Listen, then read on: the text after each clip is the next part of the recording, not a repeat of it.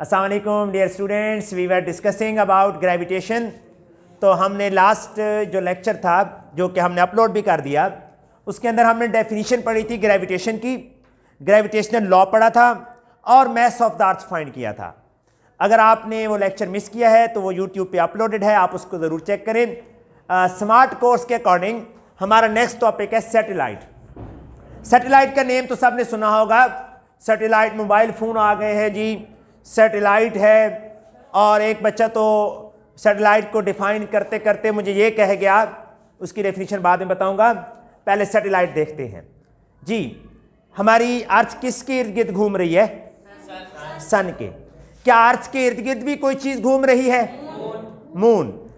तो कोई भी प्लैनेट हो, चाहे वो अर्थ है चाहे वो मार्स है, कोई भी प्लैनेट हो, अगर उसके इर्द गिर्द कोई ऑब्जेक्ट मूव कर रहा है, रिवॉल्व कर रहा है, तो उस ऑब्जेक्ट को हम क्या कहेंगे? सैटेलाइट। तो सैटेलाइट की डेफिनेशन क्या होगी? एन ऑब्जेक्ट, बोलें आगे, दैट रिवॉल्व। रिवॉल्व्स का क्या मतलब है? Revolves around a planet. Any object that revolves around a planet is called satellite. तो आप मुझे बताएं कि अगर ये अर्थ है और अर्थ के इर्द गिर्द मेरी जूती मूव करना शुरू कर दे तो क्या वो प्लेनेट होगी? अर्थ तो प्लेनेट है, क्या वो सैटेलाइट होगी? होगी। Any object that revolves around a planet is called, बोले, इज कॉल्ड अ सैटेलाइट जी। अर्थ के इर्द गिर्द कौन सी चीज रिवॉल्व कर रही है? मून। तो moon is a natural satellite of the earth. अब हम पढ़ेंगे natural satellite. The objects that revolve around a planet naturally are called natural satellites. पहले हमने किसकी डेफिनेशन पढ़ी? सैटेलाइट की। क्या डेफिनेशन है? एन ऑब्जेक्ट, फिर अब हम किसकी डेफिनेशन पढ़ रहे हैं? Natural satellite. The objects that revolve around a planet naturally are called natural satellite. For example, moon is a natural satellite. किसका? Natural satellite of the earth. मुझे एक बच्चे ने कहा, सर मैं कल चौक पे गया था, चबुर्जी चौक पे, वहाँ पे कुछ जहाज थे जो चबुर्जी चौक के इर्द गिर्द घूम रहे थे, क्या वो भी सैटेलाइट है? बताएं। मैंने कहा भाई वो चबुर्जी चौक के सैटेलाइट हैं। तो सैटेलाइट क्या होता है? An object that revolves around a planet is called satellite. Natural satellite क्या होते हैं? बोलें।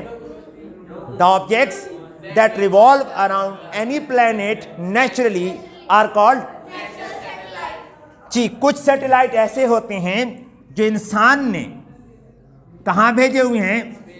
स्पेस में। और उन्हें कहते हैं आर्टिफिशियल सैटेलाइट्स। क्या कहते हैं?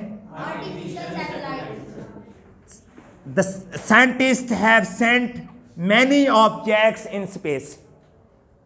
Scientists have sent many objects in space that are revolving around the planets, especially Earth.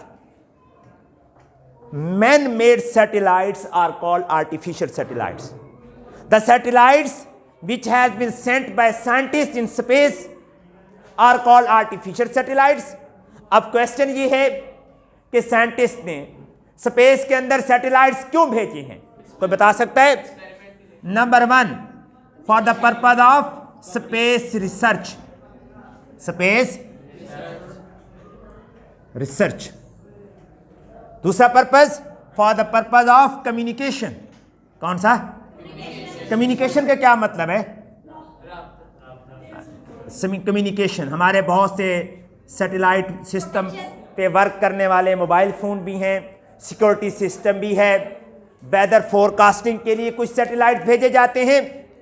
जो सैटेलाइट्स वेदर फोरकास्टिंग के लिए स्पेस में भेजे जाते हैं उन्हें क्या कहते हैं? उन्हें कहते हैं पोलर सैटेलाइट्स। क्या कहते हैं? पोलर सैटेलाइट्स अर्थ के अराउंड रोटेट कर रहे होते हैं, रिवॉल्व कर रहे होते हैं। तकरीबन उनकी हाइट होती है 850 किलोमीटर। लेकिन कुछ सैटेलाइट्स ऐसे होते हैं जो 850 किलोमीटर से भी ज्यादा हाइट पे भेजे जाते हैं, उनको कहते हैं कम्युनिकेशन सैटेलाइट्स।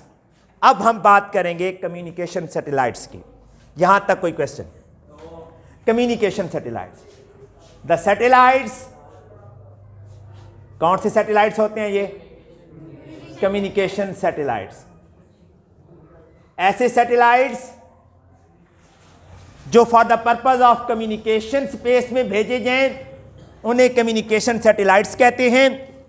वो लेट्स सपोज ये हमारी अर्थ है, ये अर्थ है, ये अर्थ का सेंटर है, ये रेडियस है अर्थ का। एक सैटेलाइट भेजा गया है 850 किलोमीटर तक। कहां तक? 850 किलोमीटर। ये काम की बात बताने लगा हूं। ये अर्थ के अराउंड ऐसे ऐसे रोटेट करेगा अपने ऑर्बिट के अंदर। ये है पोलर सैटेलाइट। ये वेदर फोरकास्टिंग के लिए यूज होता है। इसकी स्पीड बहुत तेज होती है, ऐसे ऐसे घूम रहा होता है तेजी से। अर्थ अपने एक्सिस के अराउंड 24 घंटों में चक्कर लगाती है, लेकिन ये सैटेलाइट जल्दी जल्दी अपने ऑर्बिट्स के इर्द गिर्द, अर्थ के इर्द गिर्द जल्दी जल्दी अपना चक्कर, अपनी रेवोल्यूशन कंप्लीट कर लेता है। ये वेदर फोरकास्टिंग के लिए यूज होता है। अगर हम एक सैटेलाइट अर्थ से बहुत ज्यादा डिस्टेंस पे भेज दें, लेट्स सपोज डिस्टेंस कितना? 42,300 किलोमीटर। तो अब आप मुझे ये बताएं कि ये सैटेलाइट है, यहां पे सैटेलाइट नंबर 1, इसकी स्पीड ज्यादा होगी या सैटेलाइट नंबर 2 की स्पीड ज्यादा होगी? 1 की ज्यादा होगी। 1 की स्पीड क्यों ज्यादा होगी? क्यों? कि इस वेरी गुड, क्या कहा आपने? किसकी फोर्स? ग्रेविटी की। सुने, जब भी कोई सैटेलाइट अर्थ के ऑर्बिट से बाहर फेंका जाता है तो अर्थ उसको अट्रैक्ट करती है, और अर्थ कौन सा पुल लगाती है? Gravitational pull. जब वो ग्रेविटेशनल पुल की वजह से नीचे नहीं आ पाता अर्थ के सेंटर की तरफ, तो अर्थ उसको क्या करती है? अपने ऑर्बिट के इर्द गिर्द क्या करती है? रिवॉल्व कराती है। यानी अर्थ का जो ग्रेविटेशनल पुल है वो क्या बन जाता है? सेंट्रीपिटल फोर्स बन जाता है। जहां पे सेंट्रीपिटल फोर्स ज्यादा है, इसके ऊपर सेंट्रीपिटल फोर्स क्या है? कंपैरेटिवली कम है। तो जब सेंट्रीपिटल फोर्स कम होगी तो उसकी वेलोसिटी क्या हो जाएगी? कम हो जाएगी, क्योंकि सेंट्रीपिटल फोर्स का क्या फार्मूला है बच्चे? Fc is equal to mv square over r। ये देखें, इसका ऑर्बिट का रेडियस ये है, r कम है, तो इसके ऊपर सेंट्रीपिटल फोर्स क्या है? ज्यादा, क्योंकि दोनों क्या है? Inversely proportional.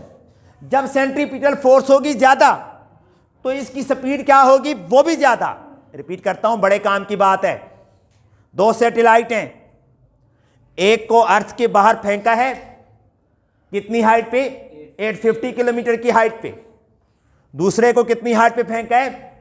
42,300 किलोमीटर की हाइट पे। मेरा सवाल यह है कि ये इसकी स्पीड ज्यादा होगी या इसकी? किसकी स्पीड ज्यादा होगी? इसकी स्पीड ज्यादा होगी। आपसे सवाल है कि इसकी स्पीड क्यों ज्यादा होगी? इसलिए कि इसका रेडियस कम है। इस सैटेलाइट का ये जो ऑर्बिट मैंने बनाया है डॉटेड लाइन से, इस ऑर्बिट का रेडियस, ये ऑर्बिट है डॉटेड लाइन वाला, इसका रेडियस यहां तक है, ये कम है। जब रेडियस कम होगा तो इसके ऊपर सेंट्रीपिटल फोर्स क्या होगी?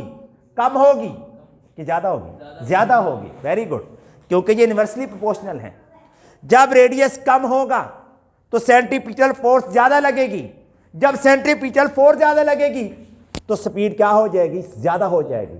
तो ये जो पोलर सैटेलाइट्स हैं जो अर्थ के करीब करीब मूव कर रहे होते हैं, उनकी स्पीड होती है बहुत ज्यादा, उसे कहते हैं ऑर्बिटल स्पीड। अब हम फाइंड करेंगे ऑर्बिटल स्पीड ऑफ सैटेलाइट। क्या फाइंड करेंगे जी? बोले। ये लॉन्ग क्वेश्चन में आएगा ऑर्बिटल स्पीड ऑफ सैटेलाइट। जी, ऑर्बिटल स्पीड ऑफ सैटेलाइट, हम इसको डिराइव भी करेंगे इसका एक्सप्रेशन और इसकी वैल्यू भी फाइंड करेंगे।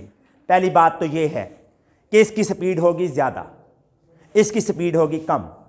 अगर किसी सैटेलाइट को अर्थ से 42,300 किलोमीटर दूर फेंका जाए तो उसकी स्पीड बन जाती है 3.85 के करीब किलोमीटर पर सेकेंड। ये स्पीड बनती है। इस स्पीड से ये मूव करता है और इस स्पीड से ये मूव करता करता अपने ऑर्बिट के अंदर ये कितनी देर में, अपने ऑर्बिट के अंदर ये कितनी देर में चक्कर मुकम्मल करेगा, ये वाला बताएं कितनी देर में? 24 आवर्स में। कितनी देर में? 24 आवर्स। और अर्थ कितनी देर में अपना रेवोल्यूशन कंप्लीट करती है अपने एक्सिस के करीब? 24 आवर्स। तो इसकी स्पीड अपने ऑर्बिट में और अर्थ की स्पीड अपने एक्सिस के अराउंड क्या हो जाती है? सेम हो जाती है। जब इन दोनों की स्पीड सेम होती है तो ऐसे ऐसे मूव करते हैं, देखिएगा ऐसे ऐसे, वो एक दूसरे के लिहाज से क्या हो जाते हैं? रेस्ट में हो जाते हैं। ऐसे satellites, the satellites which are moving around about 4,300 kilometer away from the surface of the earth, they are stationary with respect to earth. Therefore such satellites are called geostationary satellites. ये satellites कौन से system में use होते हैं? Navigation system में, जिसे क्या कहते हैं? जीपीएस। किस में यूज होते हैं? जीपीएस। Got it? तो कम्युनिकेशन सैटेलाइट्स को हम जियो स्टेशनरी सैटेलाइट्स कहते हैं। उन्हें जियो स्टेशनरी सैटेलाइट्स क्यों कहते हैं, ये बात मैं एक्सप्लेन कर चुका हूं। अब हम देखते हैं जी ऑर्बिटल स्पीड। हमें पता है कि कोई भी सैटेलाइट हो वो अर्थ के अराउंड जब अपने ऑर्बिट में रिवॉल्व करेगा तो वो किस वजह से करेगा? Gravitational pull of the earth की वजह से। वो gravitational pull of the earth क्या बन जाएगा? Centripetal force. तो सेंट्रीपिटल फोर्स का क्या फार्मूला होता है? बोलें? mv square over r. यहां पे इस केस के अंदर हम कंसीडर का पैराग्राफ भी लिखेंगे और हम कहेंगे consider there is a satellite of mass m is revolving around the surface of the earth in its specific orbit.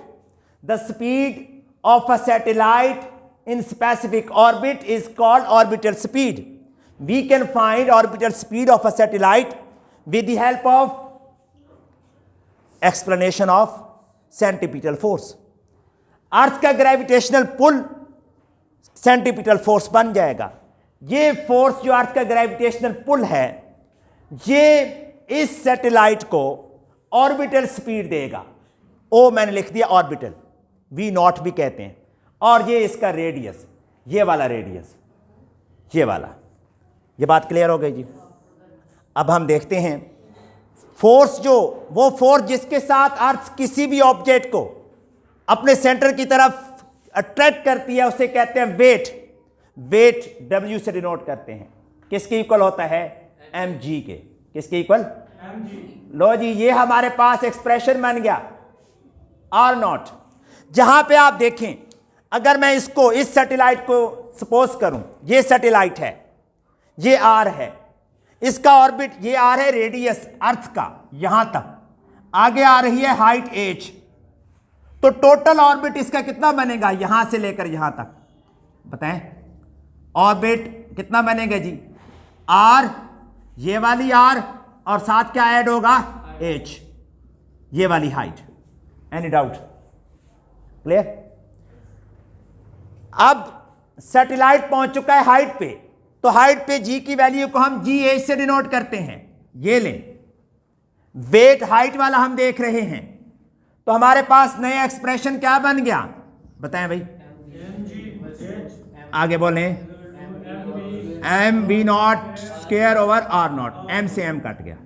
लो भाई, हमने क्या फाइंड करना है? v। तो अब आर नॉट इधर आके मल्टीप्लाई हो जाएगा, क्या फार्मूला बनेगा? आर नॉट बोलें और g h is equal to v not square. V not square का फार्मूला हमारे पास क्लियर हो गया, क्या है जी? R naught g h. बस माइनस नहीं है भाई, ये मल्टीप्लाई, ये आपके पास क्लियर हो गया। अब हम देखते हैं यहाँ पे वी नॉट स्क्वायर है, हमने वी नॉट स्क्वायर तो फाइंड नहीं करना, हमने क्या फाइंड करना है? बोलें वी स्क्वायर।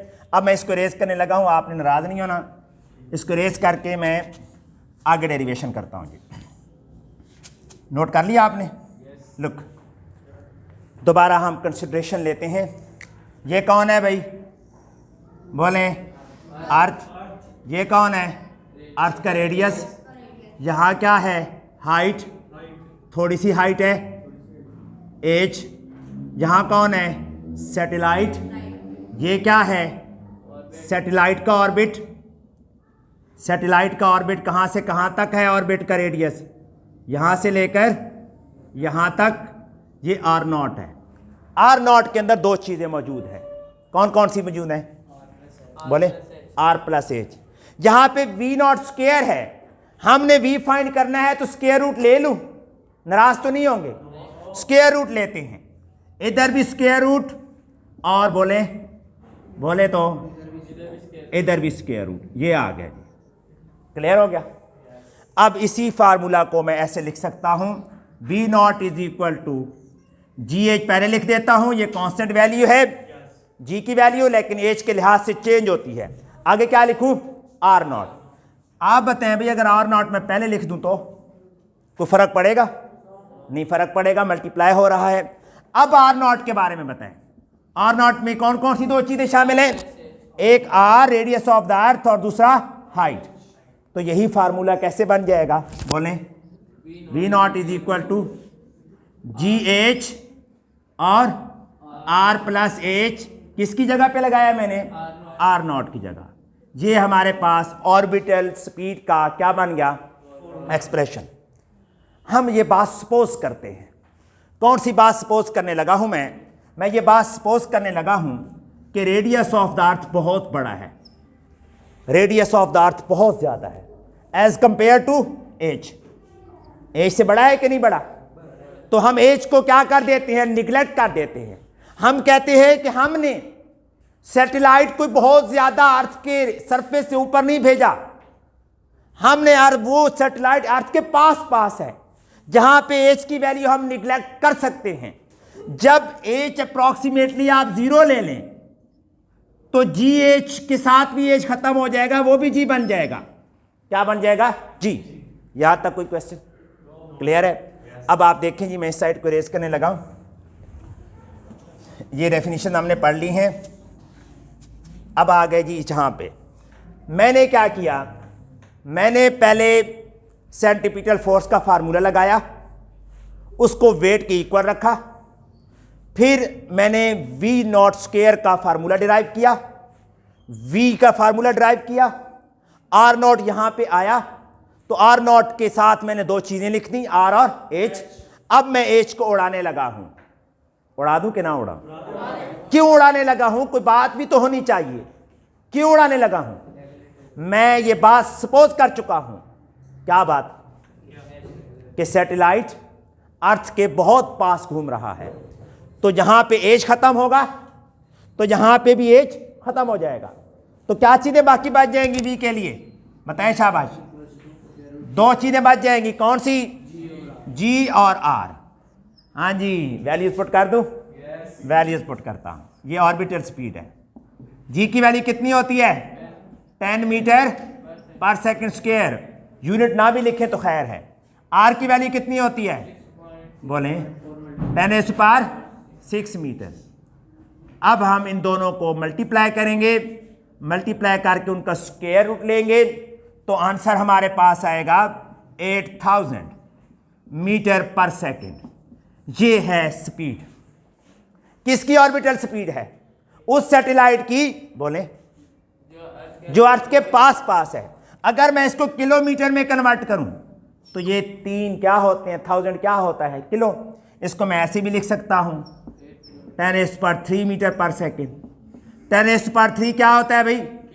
किलो होता है, किलोमीटर पर सेकंड। ये भी एमसीक्यू में आ सकता है, ये भी आ सकता है, ये भी आ सकता है। अगर मैं इसी वैल्यू को, किसको, इसी वैल्यू को किलोमीटर पर आवर में कन्वर्ट करूं तो क्या करना पड़ेगा बताएं?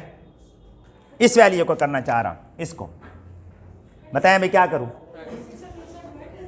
जी गिवन स्पीड कितनी है बोले? मीटर पर सेकंड में देखें। गिवन ऑर्बिटल स्पीड कितनी है भाई बताएं? जो मैंने ये फाइंड की है, ये वाली गिवन ऑर्बिटल स्पीड किस में है भाई? 8000 मीटर पर सेकंड। इसको किस में कन्वर्ट करूं? किलोमीटर पर आवर में। कैसे करूंगा? 8000 की जगह 8000 किलो में कन्वर्ट करना है, 1000 से डिवाइड, और आर में कन्वर्ट करना है 3600 से मल्टीप्लाई। ये कट हो जाएंगे, इनको मल्टीप्लाई करें, कितना आंसर आता है देखें? 28,800। ज़रा करें ज़रा, किलोमीटर पर आवर करें ज़रा, इनको मल्टीप्लाई 3600 मल्टीप्लाइड बाई 8।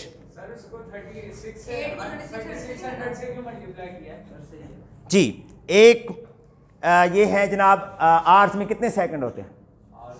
3600, इसलिए सेकंड को पर सेकंड को किस में कन्वर्ट किया है? आर में, पर आर में। तो कितना बना जी?